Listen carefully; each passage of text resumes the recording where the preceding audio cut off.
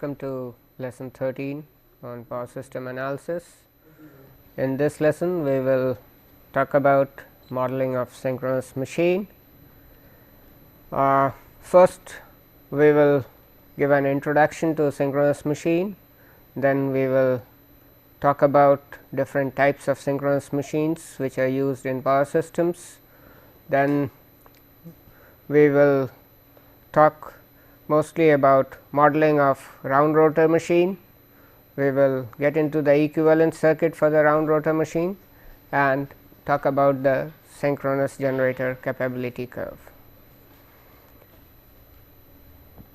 Well, once this lesson is over, you should be able to explain the applications of synchronous machine in a power system, develop the equivalent circuit model of a round rotor synchronous machine, and explain the operating characteristics of a synchronous generator.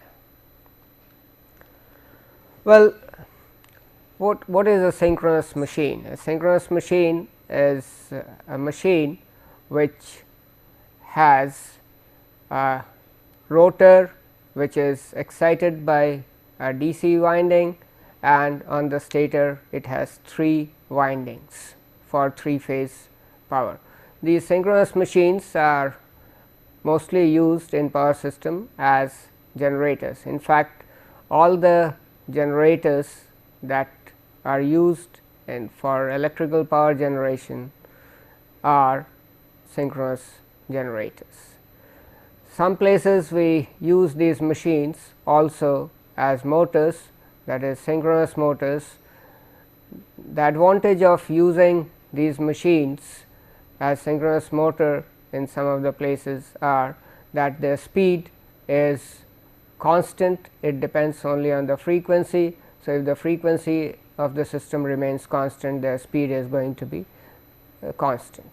Another advantage of these machines is that you can control the reactive power consumed by these machines or delivered by these machines. In fact, as I said earlier, all the generators from small size to very large size up to 1000 megawatt or even more are all synchronous machines. Now, these machines have a peculiar characteristics that the frequency of the generated voltage and current is dependent on 2 parameters. One is the speed at which the rotor is rotated by the prime mover and the number of poles that these machines have. So, this relationship, as you can see here, is given by f, the frequency of supply, is equal to p by 2 into n by 60, where p is the number of poles of the machine, n is the speed of the rotor in rpm, and this we can also write as p by 2 into fm, where fm is equal to n by 60, the mechanical frequency in revolutions per second. Therefore, if we say that we want to have a 50 hertz supply and we are using a 2-pole machine, then we know that we have to run these machines at 3000 rpm, because 50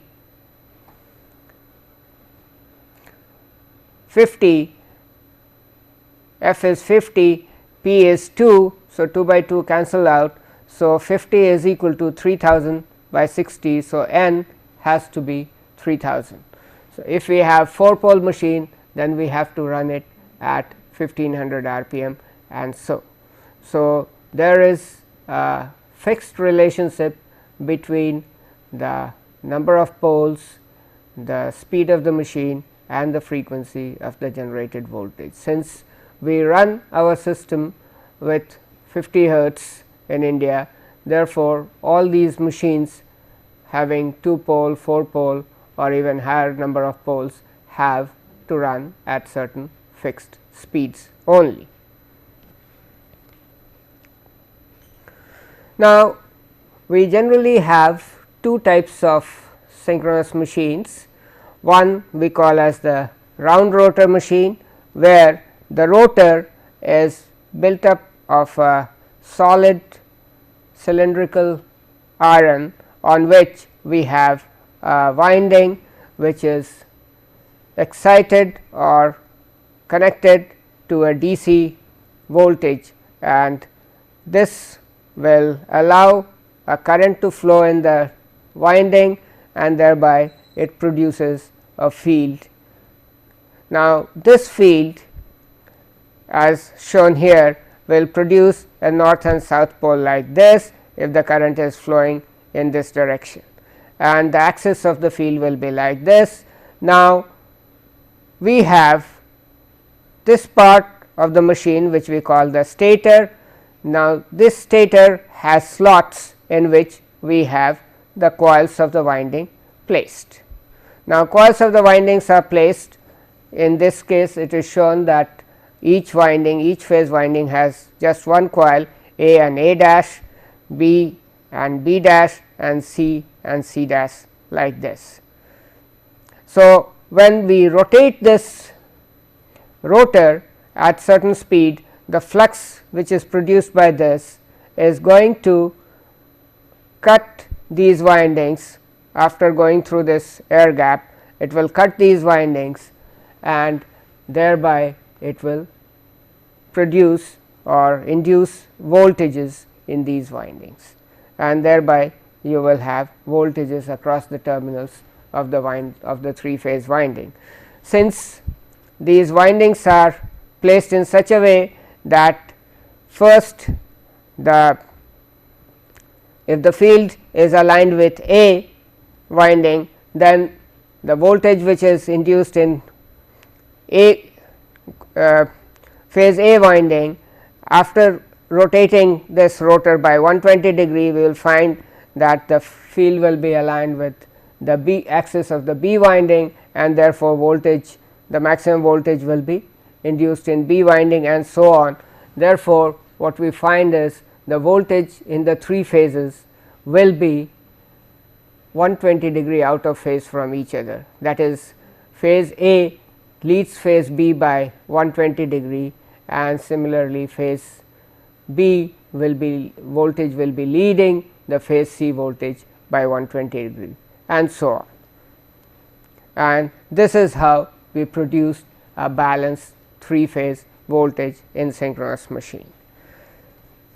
Now, round rotor machines are generally used in turbo generators, which are basically run by means of steam turbines, where you can get high efficiency at high speeds. Therefore, these are high speed machines. Also, here we see these round rotor machines are generally two pole machines, and you need to run these machines at 3000 rpm to get a 50 hertz supply. Therefore, these need to be run at 3000 rpm, which is a good speed for a turbo generator having high efficiency, or a steam turbine which provides high efficiency around that speed.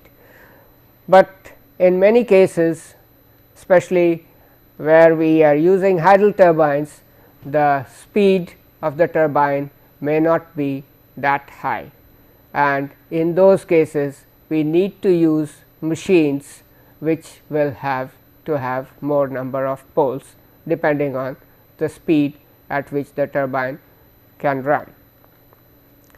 So, for these hydro turbine machines, or machines which are connected to hydro turbine, they have more number of poles, and these machines are called salient pole machines.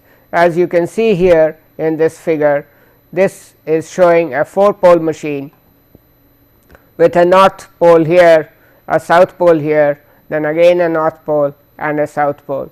This machine, for producing the voltage and currents at 50 hertz, will have to run at 1500 rpm. Since many machine hydro turbines run at much lower speeds, so depending on that the number of poles are also many more. Now, the difference between the salient pole machines, these machines, because these are called salient pole because these poles are very clearly visible here, and therefore, these machines, salient pole machines, another thing that we find with them is that the magnetic circuit here is not same all around the rotor. That is, we find the air gap here is much lower, whereas the air gap here is much higher. That means, the magnetic circuit is not having a uniform air gap or not having the same kind of reluctance all around. Therefore, these machines are somewhat more complex to analyze. These machines also have the poles of these machines again are provided or excited by means of DC. So, direct current is passed through the windings on these machines, where we can see these crosses are showing the current going into the coils around this point, and at this point they are coming out. So, we see this as the flux lines will be in this side. So, this becomes a south pole, similarly this will become a north pole, and so on. Here again we have the 3-phase winding on the stator, and we see here that we have a coil which is there for each pair of poles.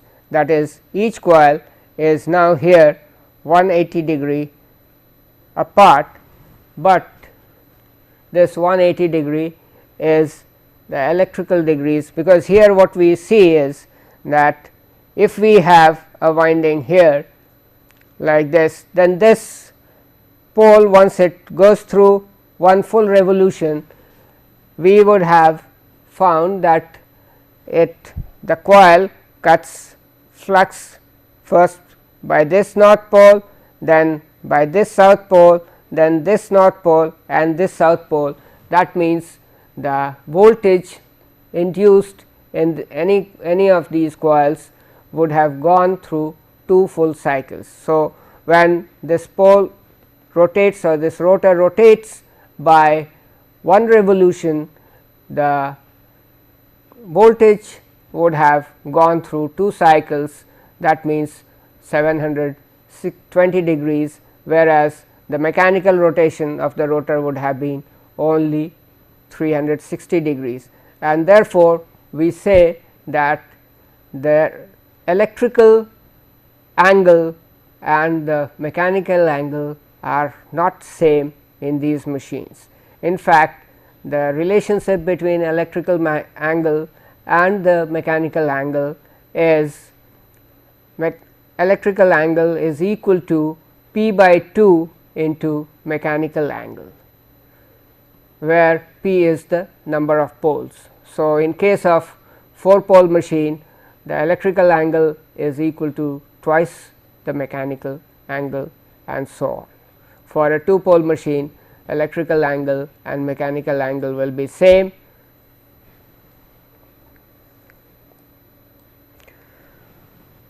Next, we will try to build a circuit model for a 3-phase synchronous machine with round rotor.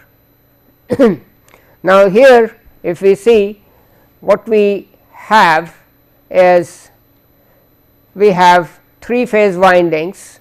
The axis of the winding is for phase A winding will be like this. Similarly, for phase B winding it will be like this, and for phase C winding it will be on this side, and so on. So, we will have the axis of these windings 120 degree out of phase from each other. Now,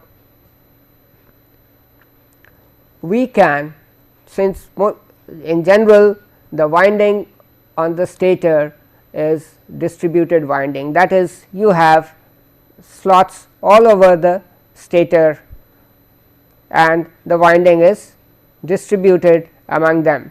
Otherwise, we will be wasting a lot of iron and would not be utilizing that iron by placing windings in all over them.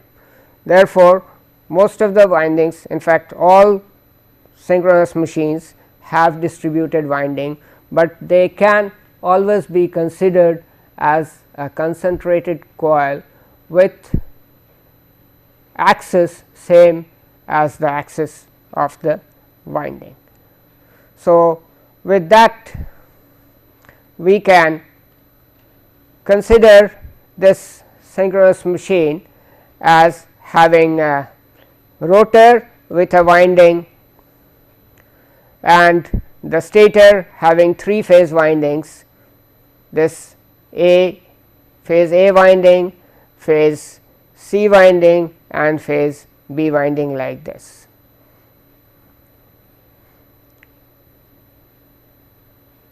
Now, what we generally do is one end of these windings are connected together and this forms the star point, and we say that the stator winding is connected, 3 phase stator winding is connected as a star winding. One of the advantage of using star connected stator is that the voltage that you get across the any two terminals is root 3 times the voltage which will come across the phase or one phase of the winding. Therefore, you can have a much higher line voltage for these machines, whereas the insulation required for these windings will be that required for the phase voltage only. This makes the manufacturing of these machines somewhat cheaper, as insulation required is somewhat less. Now, here if we see this diagram, we have this field winding which is rotating. Now, at a particular instant like this, it has an angle theta d, where we are saying d is this, the axis of A is the direct axis, this is the axis of A is the reference axis, and theta d, that is when the axis of the winding rotor winding is coinciding with this, theta d is 0, whereas theta d is the angle of the rotor field winding from the reference or the axis of phase A winding.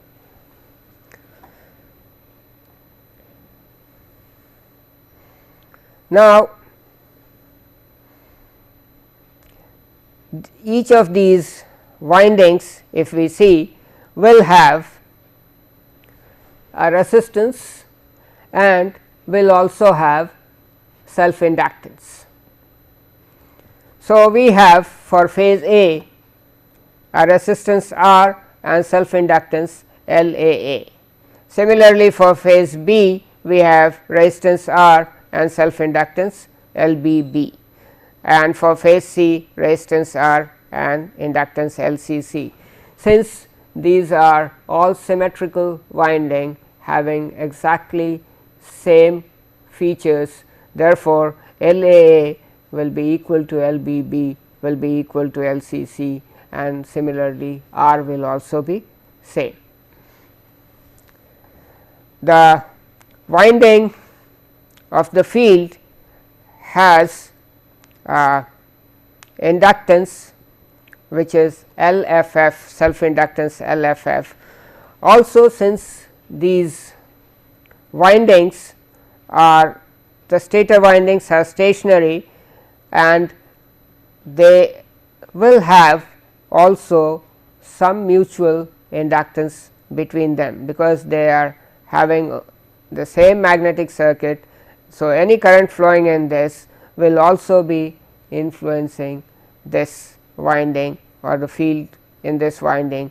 Therefore, we have mutual inductances between them, between A and C it is LAC, and which will be same as LCA. Same between A and B, we will have LAB and LBA as the mutual inductance. Between B and C, we will have LBC, which will be equal to LCB. Again, we will have also mutual inductances between the field winding and the stator windings. That is, we will have inductance LAF between phase A and the field winding. Similarly, between B and field winding we will have LBF, and between C and field winding we will have LCF. But as we are saying here, this winding, since it will be rotating, so this mutual inductance between the field and the rotor are not going to remain same all the time. When this field winding axis coincides with the axis of A, we will have the maximum amount of mutual inductance, whereas when it is at 90 degree there will be hardly any mutual inductance between them. Therefore, the mutual inductance between the rotor field and the stator windings are going to depend on the rotor position, that is on angle theta.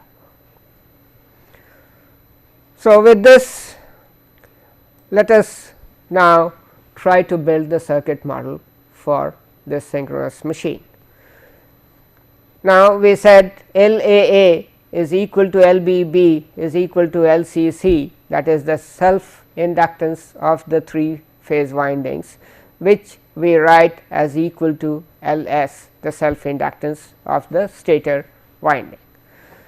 Similarly, the mutual inductance between the 3 stator windings LAB is equal to LBC is equal to LCA, because all the 3 stator windings are placed at symmetrically to each other. This we write as minus MS, because these mutual inductances are going to be a negative constant values. So, that is the self inductance and the mutual inductance between the phase windings, these are going to remain constant, because this is a stator circuit and these windings are stationary with respect to each other. Also, we have seen earlier that the mutual inductance between the stator and the field winding is going to depend on the angle between the axis of the field and the stator winding. So, LAF is going to be equal to some constant MF into cos theta d.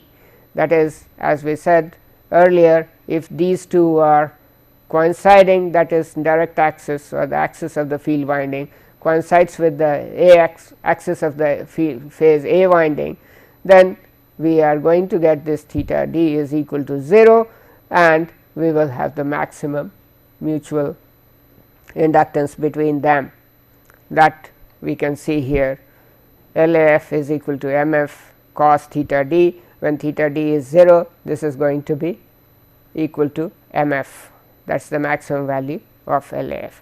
Similarly, LBF will be equal to MF cos theta d minus 120, and LCF will be equal to MF into cos theta d minus 240 degrees. This is happening only because we are measuring the angle of the direct axis, that is the axis of the field, from a reference which we have chosen to be the axis of phase A. So, with these inductances now known in this form, we can write down the flux linkages with each of these windings. That is, the flux linkage of winding A is going to depend on the current flowing in that winding as well as current flowing in the other stator windings, and it is also going to depend on the current flowing in the field winding. Therefore, we have lambda A, the flux linkage with winding A is equal to L A A into I A plus L A B into I B due to current flowing in winding B plus L A C into I C, this due to current flowing in the winding C, that is stator phase C winding, and L A F into I F, that is the current flowing in the field winding. Now, substituting these for L A F, L A C, L A B and L A A, we get this as L S into I A, L A A is L S, and L A B and L A C are equal to minus M S. So, we get minus M S into I B plus I C plus L A F into I F. Then we can write for phase B, I am sorry, this should read B. So, lambda B is equal to L B A into I A, that is the flux linkage of winding B due to current flowing in winding A, plus L B B into I B, that is the flux linkage of winding B due to current flowing in winding B, L B C into I C, flux linkage of winding B due to current flowing in winding C, plus L B F into I F, that is flux linkage of winding B due to current flowing in the field. Again, substituting for this L B A, L B B, L B C and L B F, we have L S into I B minus M S into I A plus I C plus L B F into I F, that is L B C and L B A are replaced by minus M S.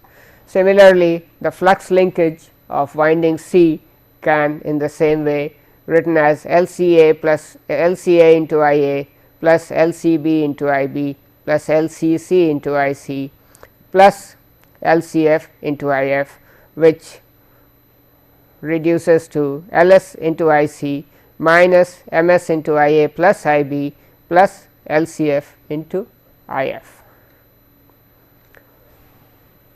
And the flux linkage of the field winding lambda F is equal to L A F into I A, that is the flux linkage of winding field due to current flowing in stator winding I A, L B F into I B, flux linkage of field due to current flowing in phase stator phase B winding, L C F into I C, again the flux linkage of field due to current flowing in stator winding of phase C, and L F F into I F, that is flux linkage in the field due to current flowing in the field winding itself. So, this gives us the flux linkage relationship. Now, if we are talking about the balanced operation of the system, then we have the sum of the three currents at any instant equal to 0, that is I A plus I B plus I C is equal to 0. Now, which means that I A is equal to minus of I B plus I C, that is minus I B minus I C is equal to I A. So, using these identity, we can now write lambda A is equal to, if we see from here, lambda A is equal to L s into I A minus M s into I b plus I c. Now, I b plus I c is equal to minus I a, because I a plus I b plus I c is equal to 0. So, we can write L s plus M s into I a plus L a f I f is equal to lambda A. So, L s plus M s into I a plus L a f into I f is equal to lambda A. In the similar way, lambda B is equal to L s plus M s into I b plus L b f into I f, and lambda C is equal to L s plus M s into I c plus L c f into I f. So, this is what gives us the relationship for the flux linkages of the 3 stator coils.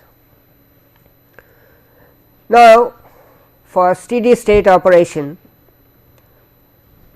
we have the rotor speed constant, that is, rotor will be rotating at a synchronous speed. As we said, if we want 50 hertz supply, then for a 2 pole machine the rotor should be rotating at 3000 rpm, that is at a constant speed of 3000 rpm.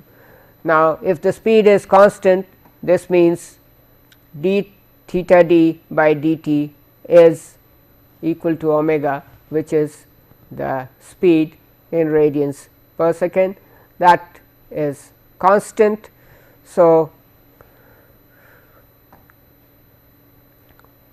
from here we will get theta d is equal to, that is, if we integrate this, we can write this as theta d is equal to omega into t plus theta d 0, where theta d 0 is the value of the angle at time t 0, which we can choose at any arbitrary point.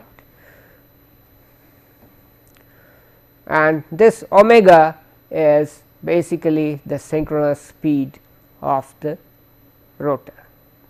Now, using this theta d value as omega t plus theta d 0, we can write the flux linkages now in terms of omega t and theta d 0 as L s plus M s into I a plus M f I f into cos omega t plus theta d 0.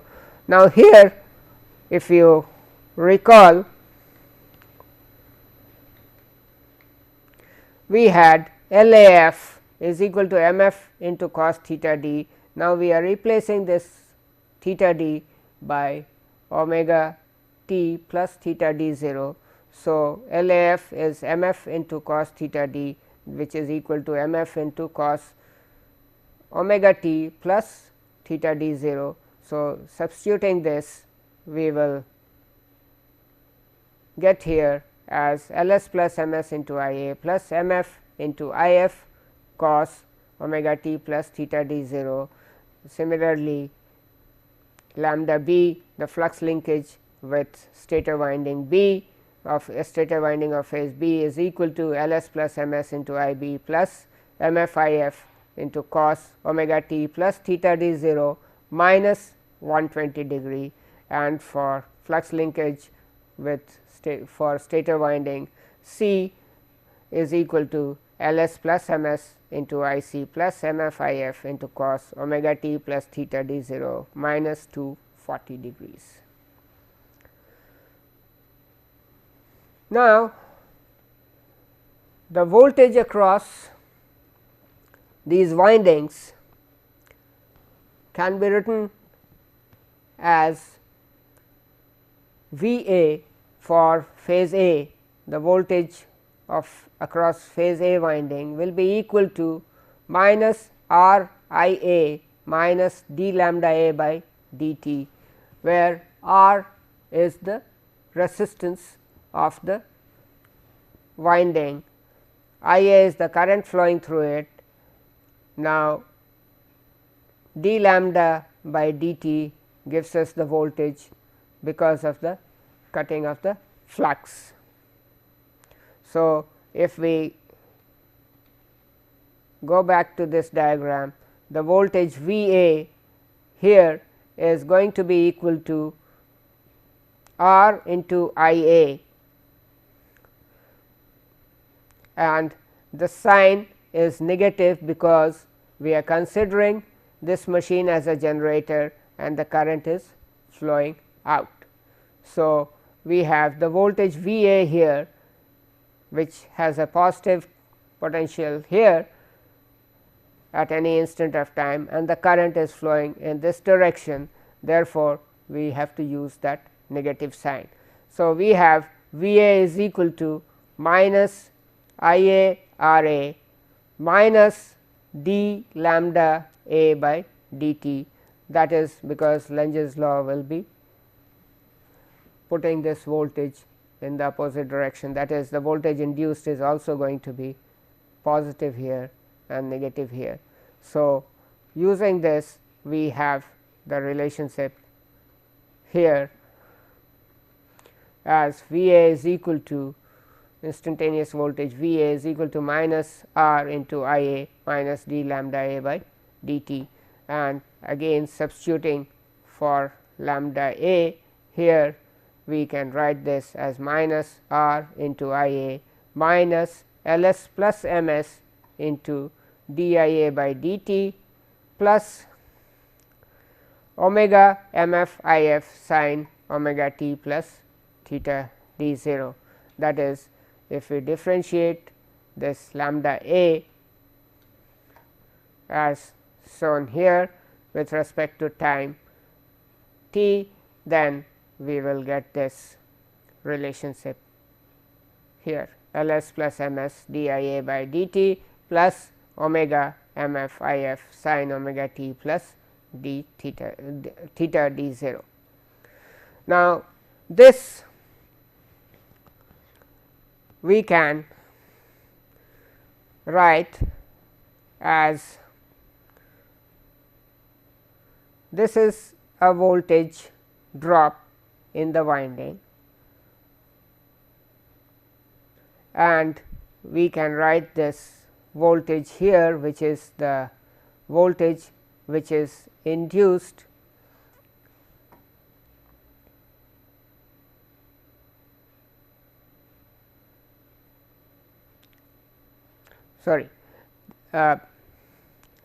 in under steady state conditions, or say when the current is 0, that is when the machine is not loaded, under that condition I A is equal to 0 and d I A by dt will also be equal to 0. In fact, d I A by dt will be 0 under steady state condition. So, when the machine is unloaded or under open circuit condition, then we have these two terms, first two terms minus R I A and minus L s plus M s d I A by dt as 0, and the only term which will be there will be this omega m f I f sin omega t plus theta d 0. This is what we call as the voltage which is coming because of the excitation provided by the field winding and the rotation of the field winding at speed omega. And since this voltage which is produced by the field winding is there when the machine is, even when the machine is unloaded, then this is equal to this. That is why we call this voltage many times as the induced voltage or the excitation voltage or the no load voltage of the machine or the generated voltage of the machine.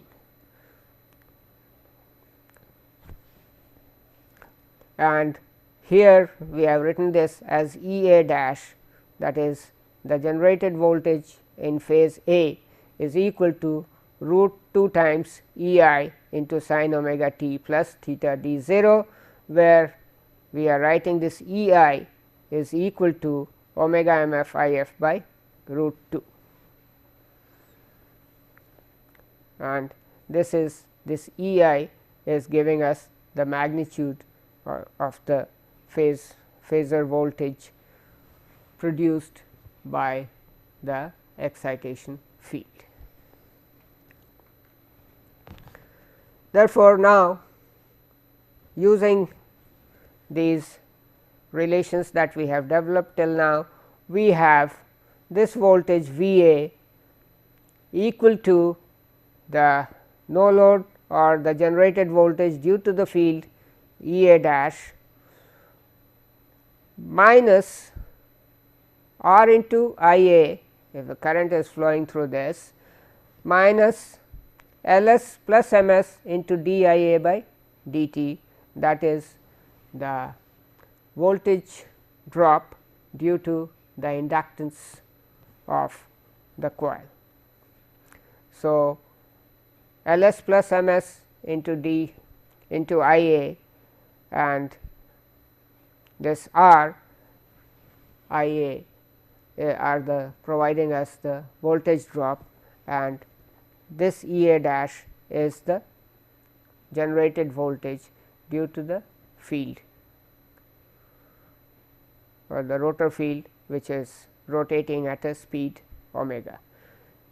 Since all the 3 phase windings are symmetrically placed and have exactly same number of turns and the distribution, therefore, the same thing will be happening to phase B and phase C, except that they will be 120 degree out of phase, that is phase B will be lagging phase A by 120 degree and phase C will be lagging phase B by 120 degree, and so on. Therefore, we can see that the circuit model for the synchronous generator will look something like this, where we have the voltage sources or the generated voltage E A dash in phase A and resistance R and the inductance, the effective inductance L S plus M S here. So, in each of the phase like this. Similarly, phase B will have generated voltage E B dash, resistance R and L S plus M S the effective inductance, and phase C will have similarly E C dash and R its resistance and L S plus M S its inductance, effective inductance.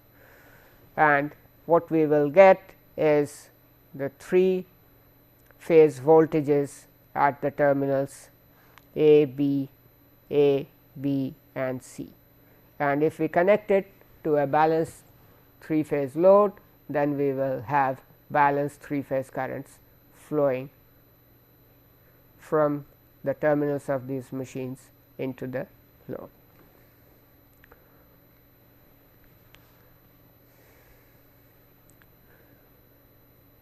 Now, we had written theta d is equal to omega t plus theta d 0. Now, we can write this theta d 0 as omega as delta plus 90 degrees,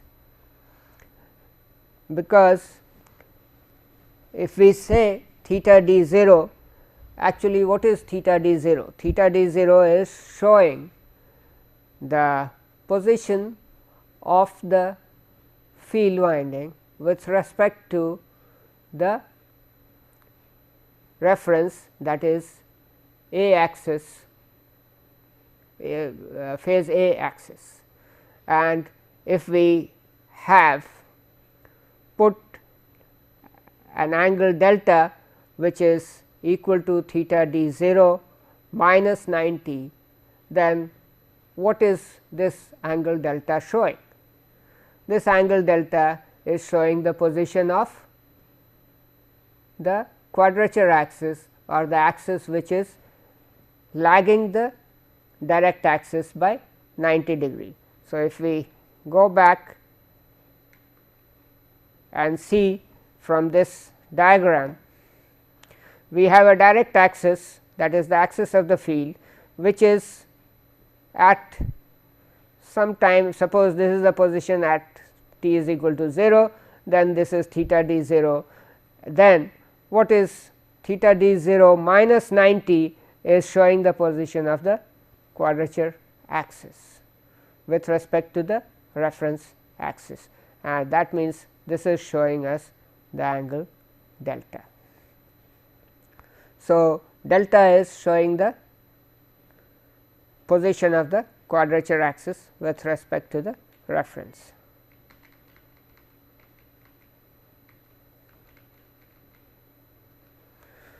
So, if we write in that fashion, then omega t plus theta d 0 is equal to omega t plus delta plus 90 degree, then we can write E a dash is equal to root 2 E I into cos omega t plus delta,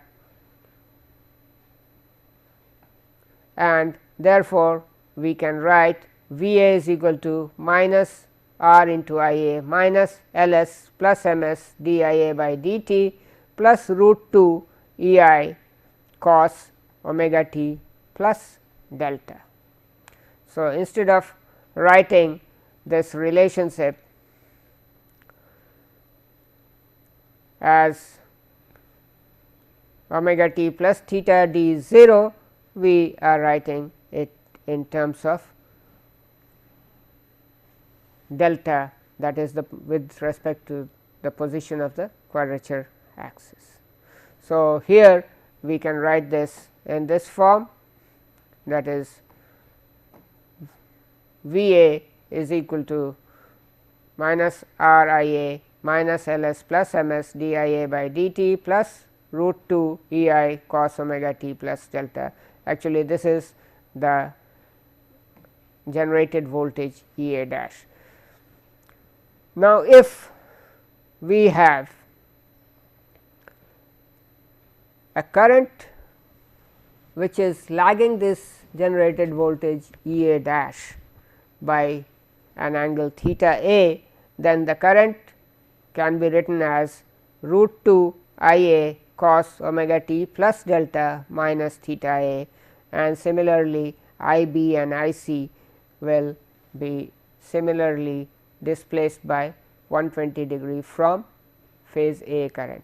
So, I b will be root 2 I a cos omega t plus delta minus theta a minus 120 degree, and I c will be root 2 I a cos omega t plus delta minus theta a minus 240 degree.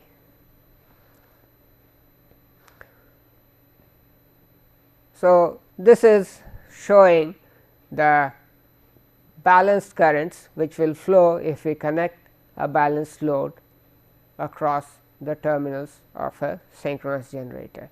Now, let us go back to the flux linkage of the field winding, which is we had seen is given by lambda f is equal to L f f into I f. Now, here we are writing this capital I f mainly because we are exciting the field winding with a DC current which is constant all the time. Therefore, we are replacing this small I f, which means instantaneous value. Since this value is constant, we are replacing it by capital I f. So, we have lambda f is equal to L f f into I f plus m f into, now we had I a cos theta d plus I b cos theta d minus 120 degree plus I c cos theta d minus 240 degrees. Now, we have I a cos theta d is equal to root 2 times I a into cos omega t plus delta minus theta a into cos omega t plus delta plus 90 degrees.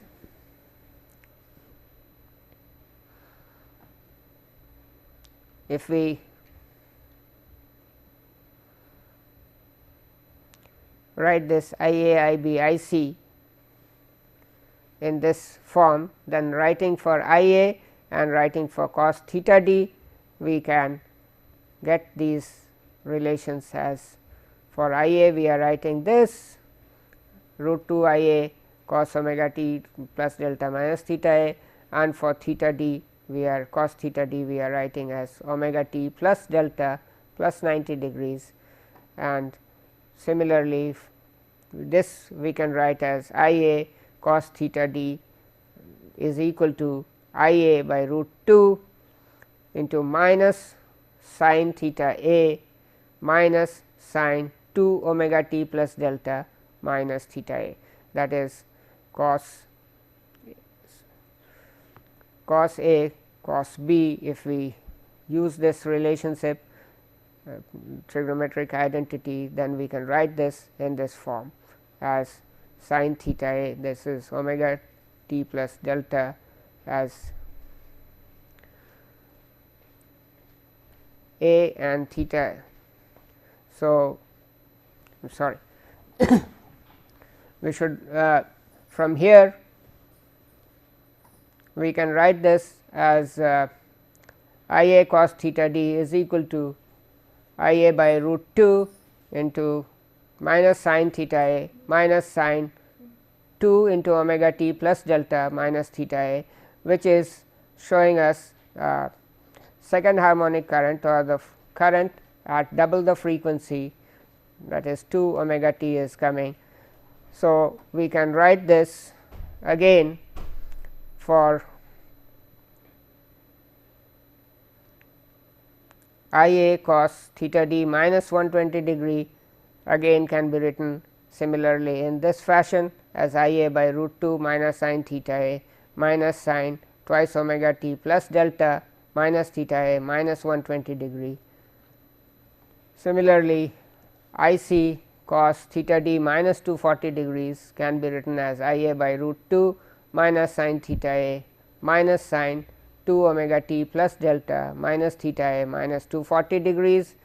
Now, if we sum these three, then we will find that this is equal to 3 times I a by root 2 into sin theta a, because the sum of all these 3 second harmonic terms, if we see this term here sin twice omega t plus delta minus theta a, sin twice omega t plus delta minus theta a minus 120 degrees, and this sin twice omega t plus delta minus theta a minus 240 degrees. If we sum them up, we find that their sum is going to be 0, because they are 3 balanced terms displaced having equal value and displaced by 120 degree from each other.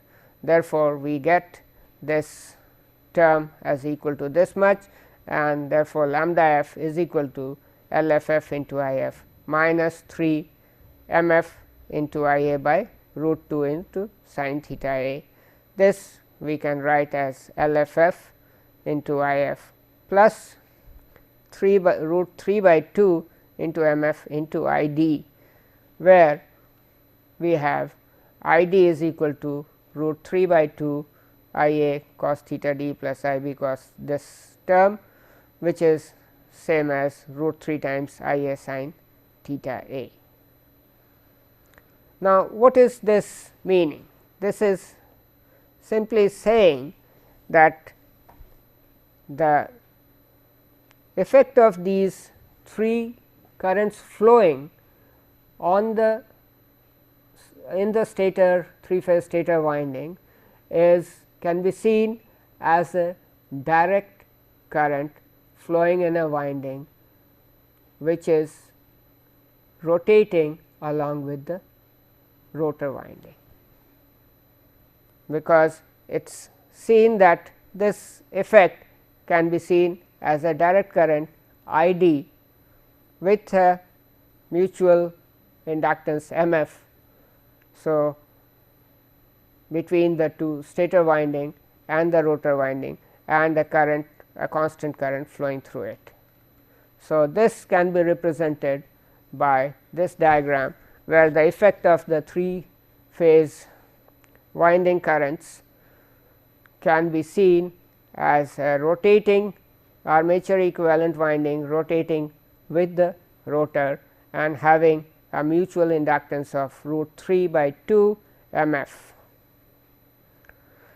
This is also trying to say one thing, that is during steady state operation the rotor winding which is rotating at synchronous speed is basically also seeing a winding or in the air gap a flux which is also rotating at the same speed, and that is all.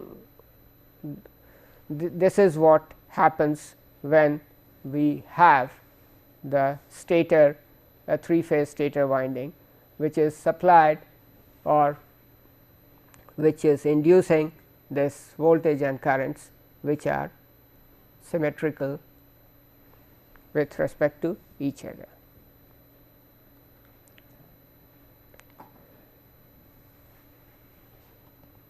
Now, we will talk about synchronous reactance and the equivalent circuits.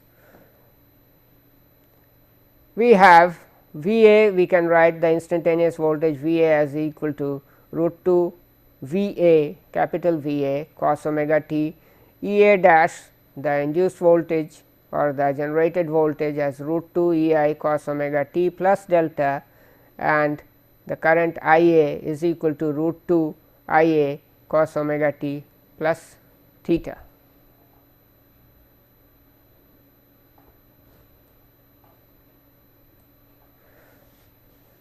Or in phasor forms as E A is equal to V A angle 0, E A dash is equal to E I angle delta, and I A as I A angle minus theta, and here we can write this V A is equal to E I minus R into I A minus j omega L s into I A due to armature self reactance minus j omega M s into I A due to armature mutual reactance.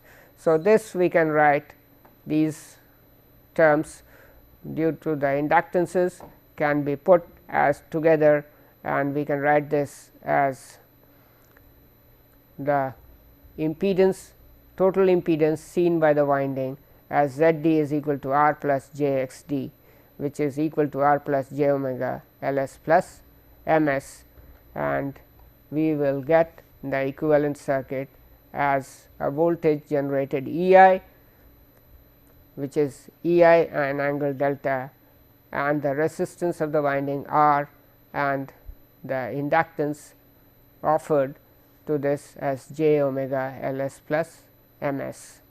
So, this is the reactance and the current I A flowing. We have chosen V A as the reference angle, that is why E I is now at an angle delta, leading V A by at an angle delta, and I A is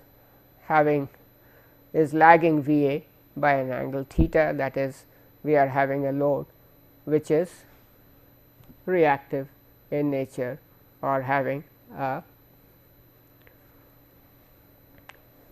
power factor which is inductive. Therefore, we can write V A is equal to E I minus I A Z D, where Z D is R plus j omega L s plus M s.